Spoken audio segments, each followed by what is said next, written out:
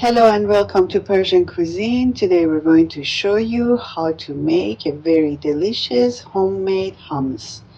The first step is to wash some chickpeas or garbanzo beans. They're the same, but they have just, some people like to call them garbanzo beans, some people like to call them chickpeas. And you wash it, you soak it overnight, and the day after, wash it thoroughly, pass it through a sifter.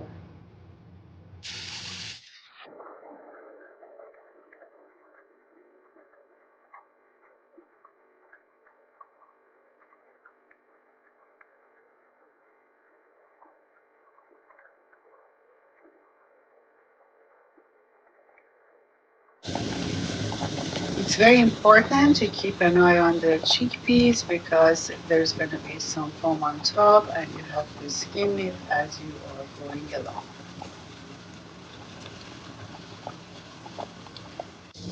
It's very important to take the foam away from the chickpeas because if you don't, that's going to make you very gassy. And that is the problem when people just put the chickpeas in a cooker, like a pressure cooker or something, without soaking it, without getting rid of the foam. Afterwards, they're just going to have a very hard time digesting and they're going to be very gassy if you don't get rid of the extra foam. Basically, this is all going to turn to gas if you don't get rid of it. 2 hours passed and chickpeas are completely cooked. Now we're going to pass it through a strainer and mash it with magic bullet or any kind of food processor that you have.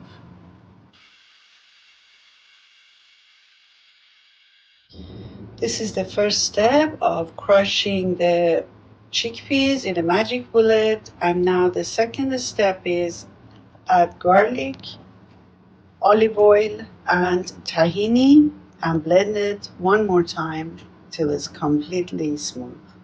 I also added some salt and pepper. Chickpeas are very dry beans. That's the reason you're going to add a little bit of hot water to every batch when you're actually grinding it or using any food processor. As you can see, when you add hot water to the cooked chickpeas, they bloom, they become very creamy and smooth.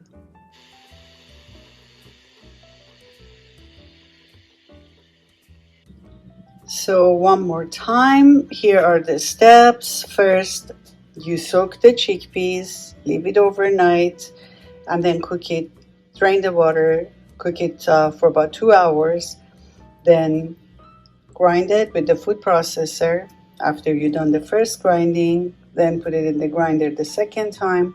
Add a little bit hot water, tahini, salt, pepper, garlic, and olive oil, and grind it until you get a very creamy hummus.